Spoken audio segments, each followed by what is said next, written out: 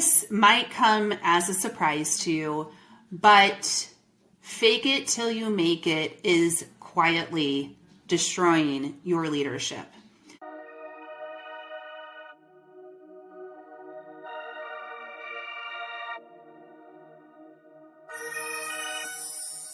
Especially now in the era of AI.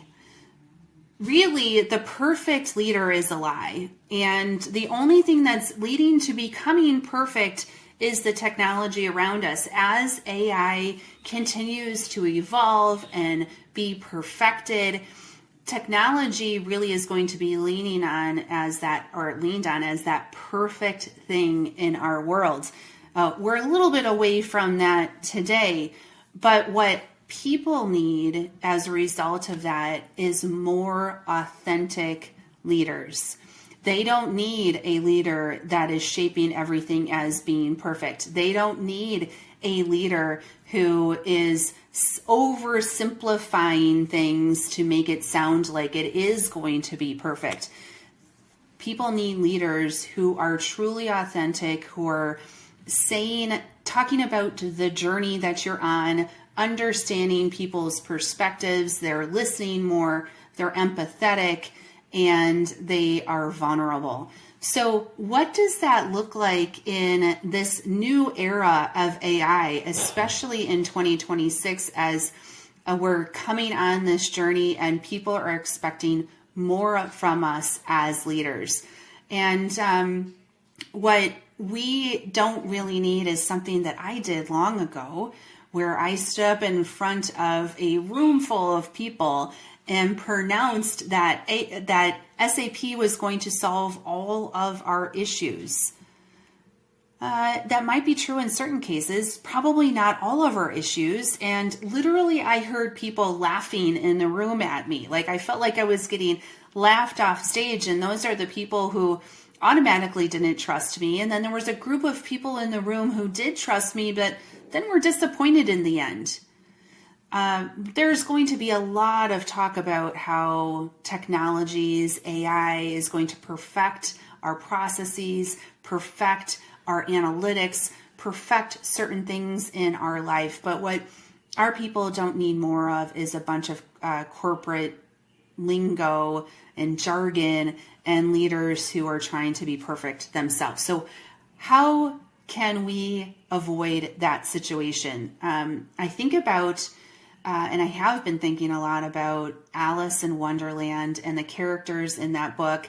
I'm actually coming out with a book called Alice, Leading Change in the AI Era. And it's partly my journey, part about leading change through our leadership methodology called Alice.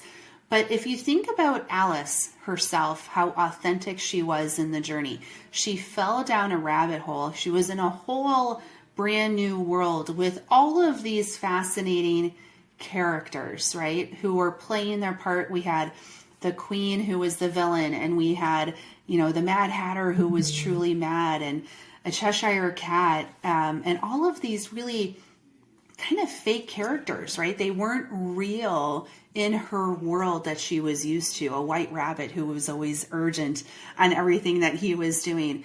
But did she pretend to understand it all? And sometimes, often, what we do as leaders is we pretend to understand everything that's going on in change because we think that you need to have all of the answers. Well, what did Alice do in her authentic being? She asked a lot of questions. She was curiouser and curiouser along the way. She often did get frustrated herself. She got confused at times, but she wanted the real result, right? She wanted to be the real thing in the world of fake characters. So she didn't pretend to understand, but she was really trying to be authentic. And the way that I like to talk about that with leaders is being the real thing that's in the room. There's a lot that's going to go on in this world where it feels like we're all falling down that rabbit hole. Like there's so much that's fake and there's so much that's unknown. So instead of trying to be perfect, try to be that leader who is real in the room. Much of what we're going to be experiencing in corporate is quote unquote nonsense, if I can quote the book of Alice in Wonderland. So admit that you're going down that rabbit hole too, and we're going to go on this fascinating journey together, and we're going to ask all of the right questions, and sometimes we're going to have the answers, but maybe sometimes we're not. And how are we going to work through that situation? So here is my challenge to you as you're thinking about how are you showing up day in and day out? Are you truly trying to be that perfect leader? Are you being that real in the room? Are you oversimplifying things? Are you trying to have all of the answers? And again, it's very natural as a leader to go to that state, but that is not what your teams need now. They need the real thing. So here's a practical takeaway, and we call this the 20% rule. It shapes up in this way. Okay, so let me give you an example of how this might show up. You could be that leader in the room who says something like this: the project is delayed by 2 weeks, but that just means we need to work harder. We need to work through this, and it is what it is. It's 2 weeks delayed, and we all need to work harder. That, I think I've said that to my teams often, actually. And that might be true, like you probably do need to work harder. But what does that do to your team at the end of the day? And how is that removing you from the situation too?